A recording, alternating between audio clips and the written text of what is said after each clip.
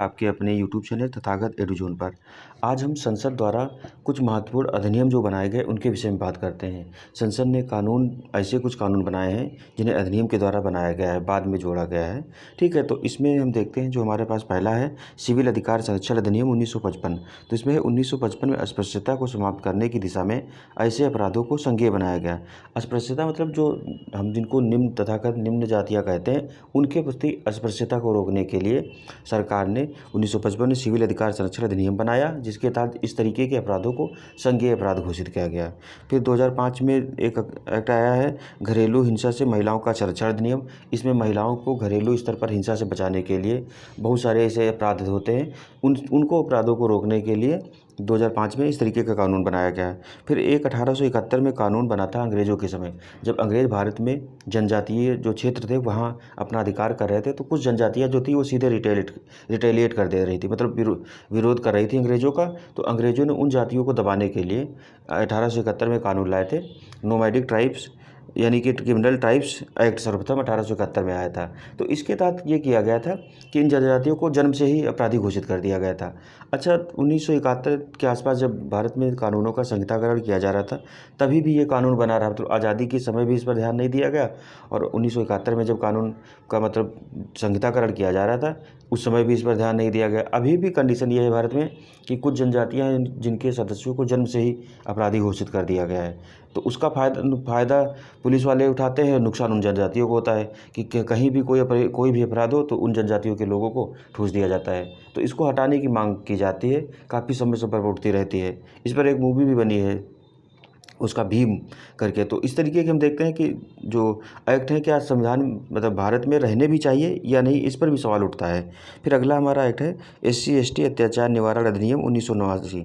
तो SC/ST मतलब कि अनुसूचित जाति, अनुसूचित जनजाति के जो समुदाय हैं उन पर अत्याचार निवारण के लिए 1989 में एक अधिनियम आया है। इसे 30 जनवरी 1990 से लागू किया गया है, और 2000 जनवरी यानी कि 2016 में संघ सरकार ने इसमें क्या है तो इस अधिनियम को प्रभावी बनाने के लिए संशोधन भी किया गया है। यह अधिनियम संरक्षा विभेद के सिद्धांत पर काम करता है। संरक्षा विभेद मतलब कि किसी को संरक्षण देने के लिए जो विभेद किया जाता है उस सिद्धांत पर काम करता है।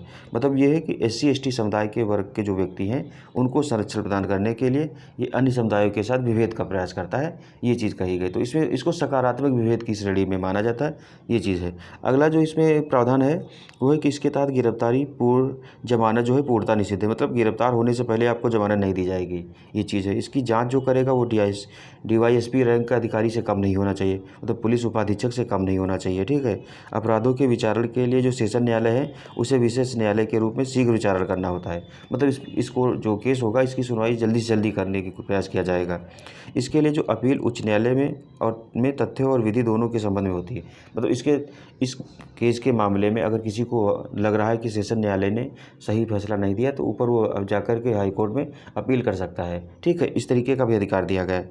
अगला है कि 1955 में हिंदू विवाह अधिनियम 1955 में आया, हिंदू उत्तराधिकार अधिनियम 1956 में आया, तथा सती प्रथा को रोकने के लिए जो अधिनियम है वो 1987 में लागू हुआ। तो सती प्रथा को कानूनी रूप से भारत में रोकने के प्रयास के रूप में हम देखते हैं 1987 में इसको लागू किया गया।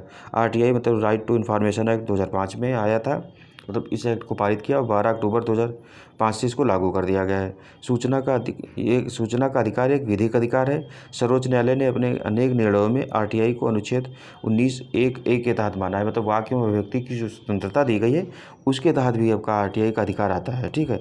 अगला जो प्रावधान है वो ये है कि RTI का उद्देश्य सार्वजनिक अधिकारियों को सूचना प्राप्त करना है। मतलब जो सार्वजनिक अधिकारी हैं उनसे सूचना प्राप्त करने का अधिकार हमको देता है, और जितने भी शासन प्रशासन के जो नियम प्रावधान हैं उनके विषय में हमको जानकारी पाने का अधिकार देता है। ये RTI संशोधन एक्ट 2019 में आया था, तो सरकार इसको 2019 में RTI संशोधन एक्ट लाई है, जिसके तहत क्या किया गया है, जो मुख्य सूचना आयुक्त हैं और अन्य सूचना आयुक्त जो हैं उनका कार्यकाल केंद्र सरकार ने 3 वर्ष कर दिया है। तो पहले 5 वर्ष था, उसको घटा करके 3 वर्ष कर दिया गया, या 65 वर्ष।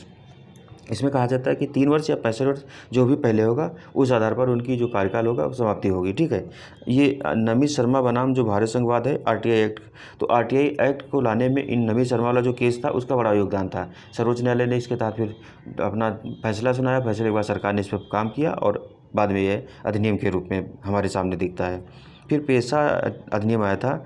इसको पंचायतें अनुसूचित क्षेत्रों में विस्तार अधिनियम 1996 में लाया गया था। यह है कि जो अनुसूचित जनजाति वाले क्षेत्र हैं वहाँ पंचायती राज व्यवस्था को कैसे लागू किया जाए, क्योंकि भारत में पंचायती राज व्यवस्था को हम देखते हैं 1993 में अपनाया गया है, 73वें जो संविधान संशोधन था उसके द्वारा। तो उसमें भी प्रावधान ये किया गया था जो जनजातीय क्षेत्र हैं वहाँ हम पंचायतों को लागू नहीं किए। तो उसको कहा गया कि मतलब जनजातीय क्षेत्रों में भी पंचायतों को या स्थानीय स्वशासन को बढ़ावा देने के लिए कुछ ऐसा प्रयास किया जाए। उसी के तहत ये पेशा एक्ट आता है 1996 में, जिसके तहत जो जनजातीय क्षेत्र हैं वहाँ सुशासन को सुनिश्चित करने के लिए, यानी कि सुशासन को स्थापित करने के उद्देश्य से इसको स्थापित किया गया था। यह पारंपरिक अधिकारों की रक्षा तथा जनजातियों के शोषण से मुक्ति का प्रयास करता है। तो ये पारंपरिक अधिकार जो उनके जनजातियों के पारंपरिक अधिकार होते हैं, मतलब जंगलों पर उनका जो एक तरीके से हम देखते हैं कि आश्रित हैं जंगलों पर, उस चीज़ के संरक्षण देता है और उनके जो सुशासन है उसको बढ़ावा देता है। और कहा गया कि उनके शोषण ना होने पाए जनजातियों का, उसको भी ये प्रावधान करता है, उनको शोषण से रोकने का प्रावधान करता है। फिर 2010 में एनजीटी एक्ट आया था।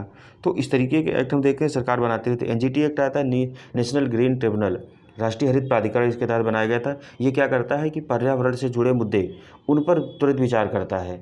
ये सिविल अधिकार मतलब एक तरीके से सिविल राइट्स की बॉडी है और हाई कोर्ट के इक्विवेलेंट इसको दर्जा दिया गया है। लेकिन ये है कि इसकी कुछ शक्तियाँ कम है। हाई कोर्ट मतलब एक पूर्णतः कोर्ट है, लेकिन ये एक अर्धन्यायिक तरीके की बॉडी है जो पर्यावरण से जुड़े मामले हैं उन पर विचार करती है। तो इस तरीके के अधिनियम जो महत्वपूर्ण थे हमने उस पर बात की।